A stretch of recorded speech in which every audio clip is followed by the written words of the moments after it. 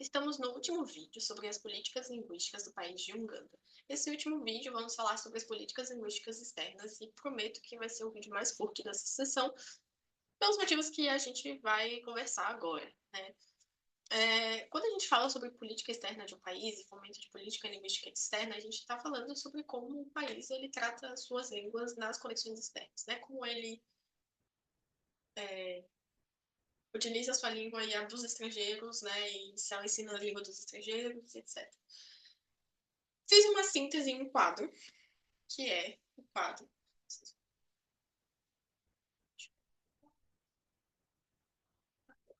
Né? Nesse quadro, a gente faz uma pequena retrospectiva de tudo que a gente conversou até agora.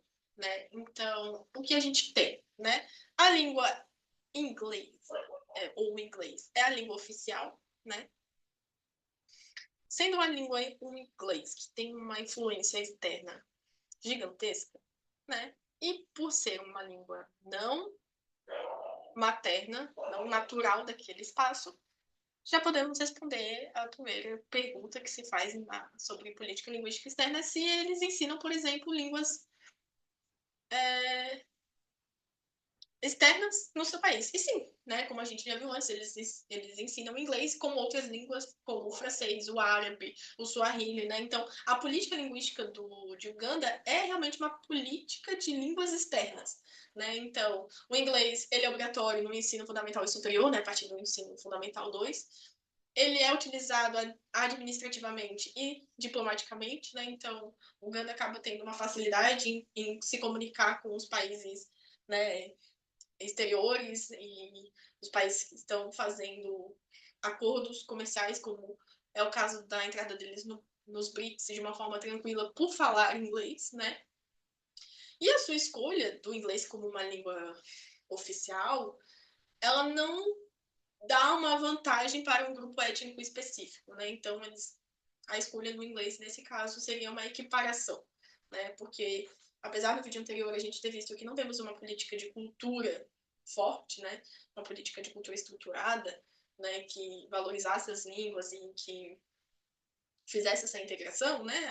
A ideia do governo e das decisões tomadas em Uganda é que todos tenham o mesmo nível de importância, né? Então, se não tem nenhuma língua materna oficializada, não pode se dizer que uma língua é mais importante que as outras, né? Então, elas estariam equiparadas dentro dessa perspectiva, né? Já o Swahili, ele é uma língua de movimento de integração, né? Então, ela é uma língua estrangeira, não é amplamente aceita pelos ugandeses, como a gente falou anteriormente, principalmente os falantes de Luganda têm uma certa resistência com a imposição do Swahili, e ela não tem uma formalização educacional padrão e também não tem uma formalização administrativa padrão, né? Então, o que acontece muitas vezes é que em Uganda se utiliza daquilo que é produzido na Tanzânia ou no Quênia, né? Já por fim, nas línguas nacionais, a gente tem que as línguas nacionais são ensinadas apenas nos anos iniciais. Ela não tem um incentivo a uma representação institucional, né? Então, por exemplo, o Uganda, apesar de ser uma das línguas mais faladas no país, né, ela tem uma atuação ali administrativa muito pequena. É...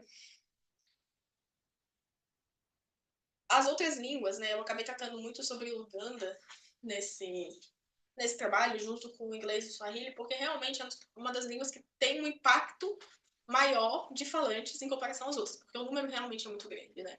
O povo Baganda, que são os falantes de Luganda, eles estão ali na região central, né? Então, eles estão bem no meio mesmo ali de Uganda. Então, realmente, eles têm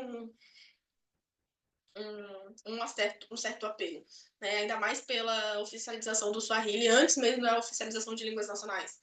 Né? Então, as línguas nacionais ficam muito naquela coisa do subgrupo, né? De tipo, as línguas nacionais são aceitas e vão ser lecionadas, não vão ser direcionadas, institucionalizadas e lecionadas, né? Dependendo da região, né? Naquilo que faz sentido para a região. Mas acaba não tendo esse reconhecimento em nível, né, nacional que o inglês e o Swahili tem.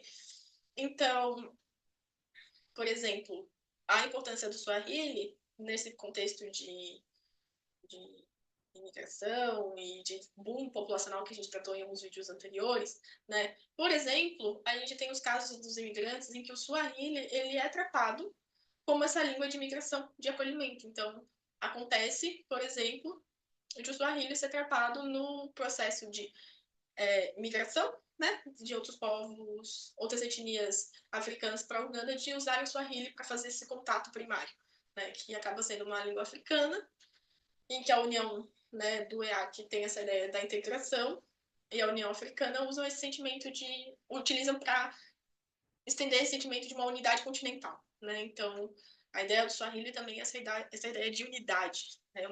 Uma identidade que está andando em conjunto.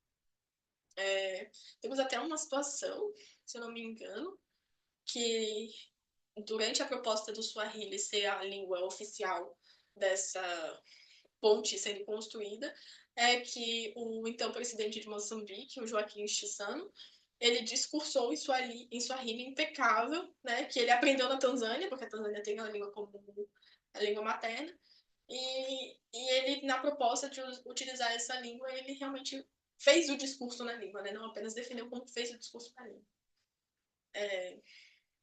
E por isso a gente acaba tendo essa importância do Swahili, ou essa relevância do Swahili em frente às outras línguas nacionais.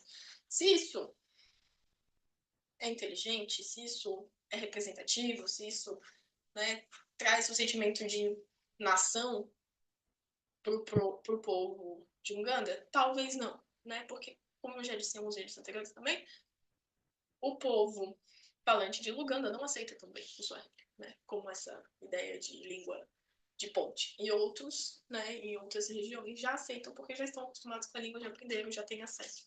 O outro dado interessante em uma das pesquisas que eu fiz é que, por exemplo, os homens eles teriam mais contato com o Swahili, por exemplo, como essa língua de interconexão do que as mulheres, principalmente pelas suas atividades comerciais, né, pela sua transição em ambientes, então eles acabam aprendendo mais por se locomoverem mais, por estar em mais situações de contato do que as mulheres. Mas, de modo geral, gente, é isso. Eu espero que tenha sintetizado tudo que poderia e espero não ter. Espero ter sido, na verdade, mais objetivo e claro o suficiente. Eu trouxe várias imagens, não acabei falando sobre todas, mas aos pouquinhos, se quiser, né, retornar os vídeos e olhar as imagens, tem imagens da capital, tem imagens da população, tem imagens de comida, de arte, de tudo que eu pude juntar para realmente a gente sentir essa imersão, né? Então, é isso. Espero que tenham gostado. E deixo aqui as referências novamente. E obrigada.